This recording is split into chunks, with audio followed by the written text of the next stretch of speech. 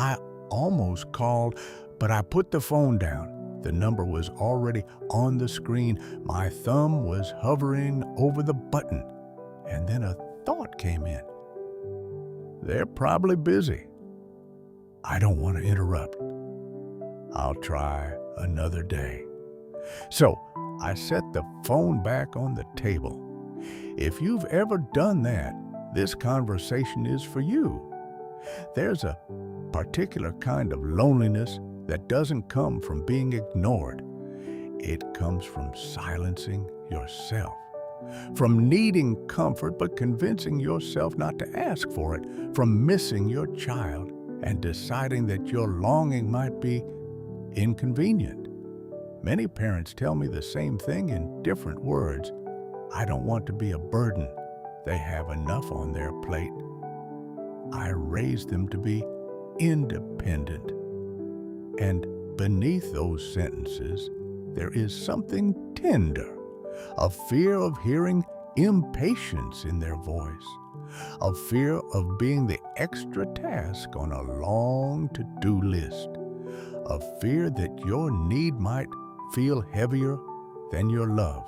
So you swallow the words. You say you're fine. You minimize the doctor's visit. You leave out the part about the quiet house. And the world never knows how much effort it took not to press call. If that sounds familiar, stay with me, because today we're going to talk about the cost of always trying to be the smallest presence in the room. Let me tell you about someone I'll call Margaret. Margaret is 74. She lives in a small townhouse outside Denver. Her kitchen window looks out onto a quiet street where children ride bikes in the afternoon. She has one son. He works in tech, long hours. 2 young kids, always moving. Margaret keeps his schedule in her head. She knows which days he has meetings. She knows when the grandchildren have soccer practice. She even knows the time difference when he travels. Last Tuesday, she almost called him. She had just come back from a doctor's appointment. Nothing urgent, just some new medication and a follow-up in 3 months. She sat at the kitchen table, reading the pamphlet twice, not because she didn't understand it, but because she wanted someone to talk to about it. She picked up her phone, scrolled to his name, and then she imagined something. He's in the middle of work. His phone buzzes.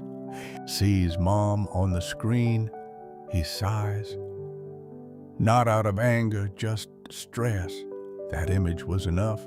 She locked the phone. I'll tell him next time, she said to herself. Next time became next week. Then the moment passed. When he called on Sunday, as he usually does, she didn't mention the appointment. She asked about the kids instead. She laughed at the right moments. She said, "Oh, I'm doing just fine." And in many ways, she is fine. She cooks for herself, pays her bills, drives to the grocery store. But there's a quiet effort underneath that fine. An effort to stay light, to stay easy, to stay low maintenance. Because somewhere along the way, she decided that being loved meant not asking for too much. Margaret doesn't feel abandoned. She feels careful. Careful not to intrude, careful not to worry him, careful not to take up too much space in his already full life. And so she carries her concerns quietly, her small fears, her long afternoons, not because she isn't loved, but because she doesn't want her love to feel like weight. Margaret would never describe herself as lonely. If you asked her, she would say, "I'm just being considerate." And that's where this pattern often begins. What looks like independence is sometimes protection. Not protection of ourselves, but protection of our children. When you love someone deeply, your instinct is to reduce their stress, not add to it. So you edit your needs, you shorten your stories, you filter out the difficult parts. You choose silence over the risk of sounding demanding psychologically. This is something we call self-silencing. It's a coping strategy.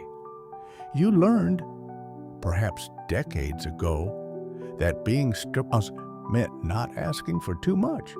That being a good parent meant absorbing discomfort quietly. That love meant sacrifice. And those beliefs served you once. They helped you raise children. They helped you carry responsibilities. They helped you survive hard seasons. But in later life, that same instinct can turn inward.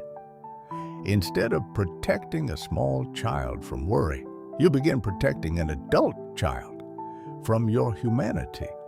You tell yourself, they have enough going on. I don't want to guilt them.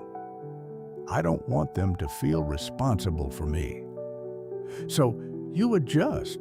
You become more self-contained, more agreeable, more careful. And here is the subtle shift. Over time, you don't just silence complaints. You silence longing. You silence vulnerability. You silence the simple desire to say, I miss you. Love becomes smaller in expression, not smaller in depth, but smaller in voice. And the longer this pattern continues, the more natural it feels. You begin to believe that your needs truly are excessive. But needing connection is not excessive. Wanting reassurance is not dramatic. Hoping for a call is not weakness. When love becomes self-silencing, the parent disappears a little at a time, not because they are unloved, but because they are trying so hard not to disturb the life they helped create. And that quiet disappearing can feel very lonely indeed. As this pattern deepens, it often centers around one quiet fear, the fear of being too much, too emotional, too needy, too repetitive, too dependent. You begin to monitor yourself. Before you speak, you measure. Is this worth mentioning? Is this important enough? Will this sound small or dramatic? You rehearse conversations in your head. You imagine their tone. You anticipate their response. And sometimes what stops you isn't something they've actually said. It's the possibility of hearing a sigh, a small pause, a distracted, That imagined sigh can carry enormous weight. It can feel like confirmation that you are interrupting something more important. So instead of risking that moment, you decide to stay quiet. You tell yourself it's maturity. You tell yourself it's kindness. But underneath it, there's often something more fragile, a fear of losing relevance. When children are young, you are central to their world. They need you. They call for you. They depend on you. As they grow older, that dynamic shifts. And while independence is healthy, the emotional transition can be disorienting. Suddenly, you are no longer the one being called for advice. At midnight, you are no longer the first person they run to. And so when you do need something, even something small, it can feel like an imbalance. You may think they don't need me anymore, so maybe I shouldn't need them either. But that belief quietly ignores something important. Mutual support is not a burden. See, it is the natural evolution of family. Still, the fear lingers. What if they see me as fragile? What if they feel obligated? What if I become one more responsibility? So you downplay. You say, it's nothing. You say, don't worry about it. You say, I'll manage. And each time you say that, you move a little further from being fully seen. The tragedy is not that you are too much. It's that you begin to believe your presence must shrink in order to remain welcome. And that belief, but more than anything, creates distance, not just between you and them, but between you and your own voice. When we shrink ourselves long enough, something inside begins to change. At first, it feels manageable. You tell yourself you're simply being considerate, strong, independent, but slowly the cost appears. When you don't share your worries, they don't disappear. They settle, they sit quietly. In the body, in the shoulders, in the chest, in the long pauses between conversations. When you don't say, I miss you, the longing doesn't fade. It turns inward. You begin to feel unseen, not because someone rejected you, but because you stopped offering yourself to be seen. That is a painful place to stand, because the loneliness now has two layers. There is the outer silence, the fewer calls, the shorter visits. And then there is the inner silence, the parts of you that no longer speak. Over time, shrinking can reshape identity. You may start thinking of yourself as low maintenance, as easy, as not needing much. But humans are not designed to need nothing.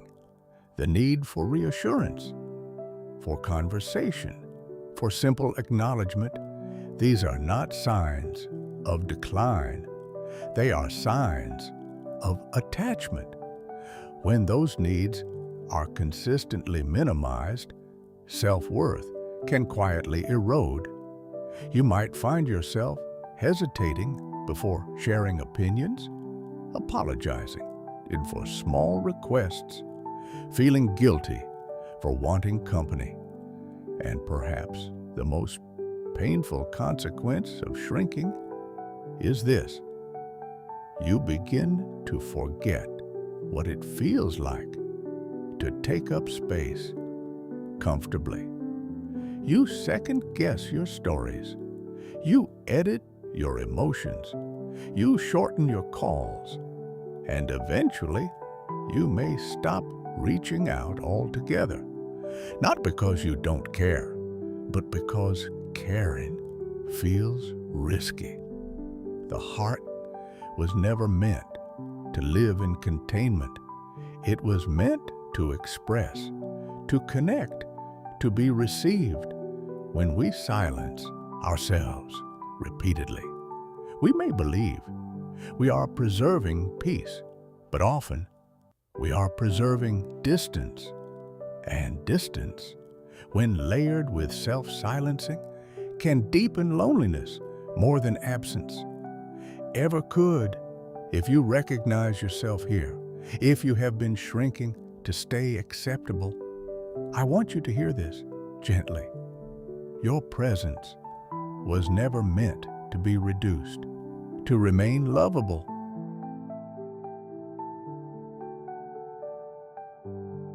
There is something I want to say clearly now.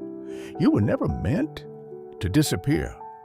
Not from your family, not from conversations, not from your own life. Somewhere along the way, many parents internalized a quiet rule: be strong, be self-sufficient. Don't complain, don't need too much. And while those values may have helped you survive hard chapters, they were never meant to erase you. You were not born to become lighter and lighter until you are almost invisible. You were not meant to make your needs so small that they fit neatly into someone else's busy schedule. Love is not a competition of who can need less, and maturity is not measured by how quietly you endure. There is dignity in independence, yes, but there is also dignity in being human, in saying, I had a hard day. I felt scared at the appointment. I miss hearing your voice. These are not burdens. They are bridges. Sometimes we can assume that expressing need will create pressure, but often clear and calm vulnerability creates clarity. It allows adult children to understand you, not as a responsibility, but as a person, a whole person. You spent decades showing up for others, listening, advising, supporting. You were present. Now, in this season of life, it is not selfish to allow yourself to be present too, to be heard, to be considered, to be included in the emotional exchange of family. Disappearing may feel safe, but it is not necessary. You are allowed to exist in full dimension with preferences, stories, concerns, humor, and longing. You are not too much, and you do not need to become less in order to remain loved. Sometimes the most healing shift is simply this. Instead of asking, how can I take up less voice? Begin asking, how can I show up honestly, without apology? That shift is small, but it changes everything. Now, let's talk about something practical, because staying connected does not have to mean overextending yourself or swallowing your needs. There are ways to remain close without feeling like you're imposing. Let me offer you 3 first. Share. Don't apologize. Notice how often requests begin with, I'm sorry to bother you, or I know you're busy. What if instead you simply shared? I had a doctor's appointment today. I'd love to tell you about it when you have time. Or, I have been thinking about you. Call me when it works for you. No apology, no pressure, just information and invitation. This subtle shift changes the tone entirely. You're not demanding immediate attention. You are offering connection. That feels different to both of you. Second, be specific, not vague. Sometimes adult children feel unsure what you need. If you say, I'm fine, they assume everything is handled. But if you say, could you help me look at this insurance form this weekend? Or, Would you mind checking in with me after my appointment Friday? You provide clarity, specific requests, reduce emotional guesswork. They turn vague guilt into actionable support, and actionable support feels manageable, not overwhelming. Third, keep emotional exchanges balanced. Connection thrives when it flows both ways. Ask about their lives. Listen fully. Share about yours, not as a report, but as a conversation. You can say, "I'm learning to ask for help more these days," or "I realized I've been keeping things to myself." That kind of honesty often invites deeper closeness, because adult children don't want perfection. They want authenticity. Remember this: you are not a burden for having needs. A burden is something unwanted and imposed love, even when it includes vulnerability, is neither unwanted nor imposed. Healthy connection is built on mutual presence, not silent sacrifice. When you communicate calmly, clearly, and without apology, you allow your children to respond from choice, not obligation. And relationships built on choice are stronger. You don't have to shrink to stay connected up. You simply need to speak with steadiness. That is not burdening. That is relating. Before we close today, I'd like to offer you something simple. Permission. Permission to take up space. If you're able, sit back comfortably. Let your shoulders soften. Rest your hands in your lap. Take a slow breath in through your nose for 4. 1, 2, 3, 4. Hold it gently and exhale slowly for 6. Sit.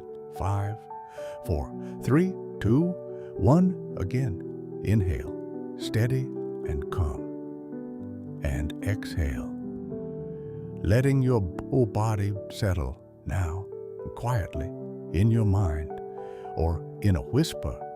Repeat this with me. My needs do not make me a burden. Again, my needs do not make me a burden. Needing connection is human. Wanting reassurance is human. Sharing your fears is human. You are not asking to be carried. You are asking to be known. Take one more breath and imagine yourself sitting at a table, not shrinking, not apologizing, just present. Your stories matter. Your voice matters. Your presence matters. You are allowed to take up seat. If this resonated with you tonight, I want you to know something simple. You are allowed to be heard. You are allowed to need. You are allowed to speak. And you are not alone in learning how to do that again. If you feel comfortable, leave a small note in the comments.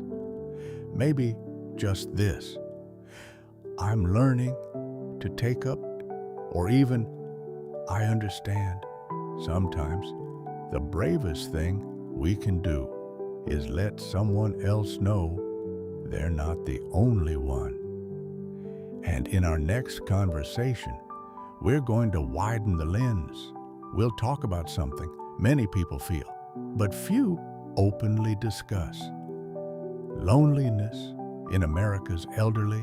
What's really happening beneath the surface, and why so many are carrying this quietly, because this isn't just your story. It's a much bigger one. Until then, be gentle with yourself. Your voice was never meant to disappear.